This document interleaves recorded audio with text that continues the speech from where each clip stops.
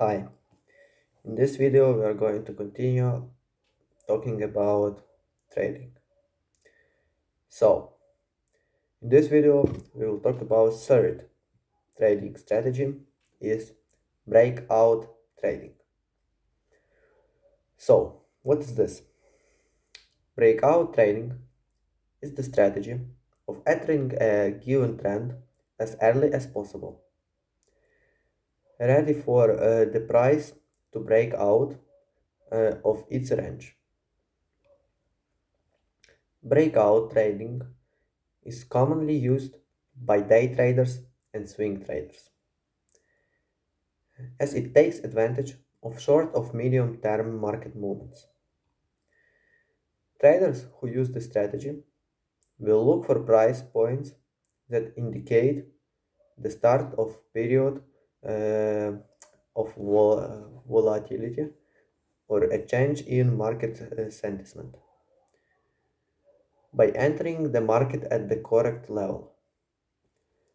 These breakout traders can ride the movement from start to finish.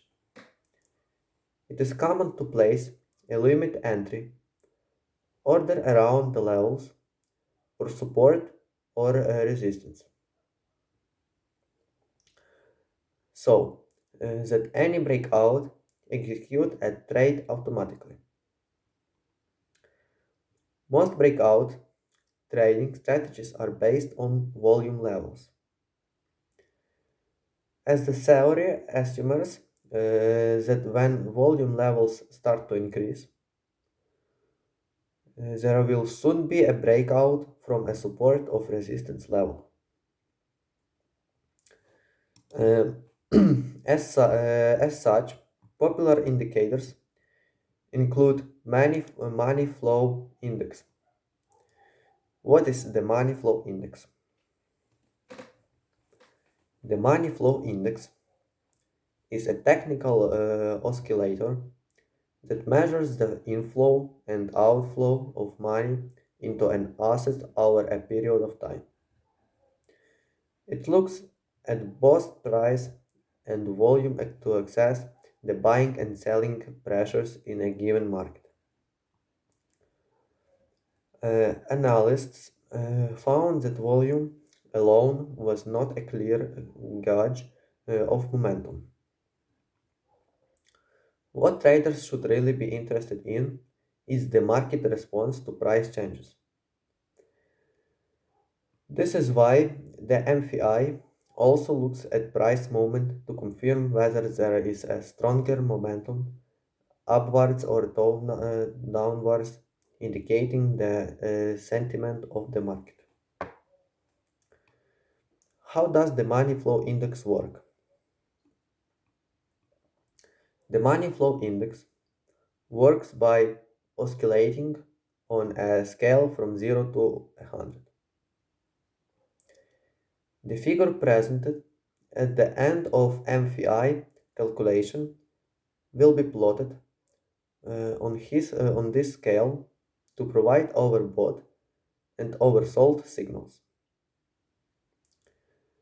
If the MFI reading is above 80, the market would be considered overbought, while a reading of 20 or below is a signal for oversold conditions. On the IG platform, if the MFI exceeds 80, the line will show as red, and if it falls below 20, it will appear green. The theory behind the MFI indicator is that when these levels are met, the market price could soon reverse, and traders should think about opening a position to take advantage of the momentum. It is also important to keep an eye out for points where the price of an asset and the money flow index are giving contradictory signals. This is known as a divergence. For example, if the price is making new heights, but the MVI doesn't reach corresponding new levels, this would be a bearish divergence. It indicates there may soon be a selling pressure. However, if the price falls to the lows, but the MVI doesn't follow that moment, it may be an indicator of a bullish divergence and an impending buying pressure. It's worth remembering that a divergence does not always result in a reversal. The MVI can produce false signals.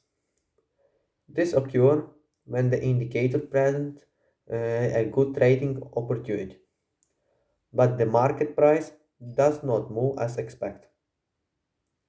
This can result in unexpected losses if a trader hasn't implemented a suitable risk management strategy. Um, Now let's talk about money flow index calculation. Most traders will never have to calculate the MVI themselves, as usually online platforms will do this automatically. But knowing the steps involved in calculating the MVI is a great way to understand exactly what the indicator is showing you. Also, the MVI formula can appear complex once broken down. It becomes an accessible way of measuring market conditions. We've outlined the process for calculating the MVI in 5 simple steps. The typical price is calculated. The raw money flow is calculated. The positive and negative money flows are calculated. The money flow ratio is calculated. The money flow index is calculated. The typical price is calculated. To calculate the typical price for each trading period, you need to find the advantage of the high, low, and closing price. The calculation for this would be typical price equal high plus low plus close minus 3. The raw money flow is calculated. The raw money flow is simply the approximation of how much capital was passed through a market in a given period, whether this was buying the assets or selling it. It is calculated by taking the typical price and multiplying it by the volume for that period, called money flow. The volume is usually measured using the tick volume, which represents the amount of price changes over a given period of time. This is because not every market gives real volume response, which provide data on how many times an asset is bought and sold. So, that's all for now. We will continue our discussion in the next video. So, have a nice day and bye.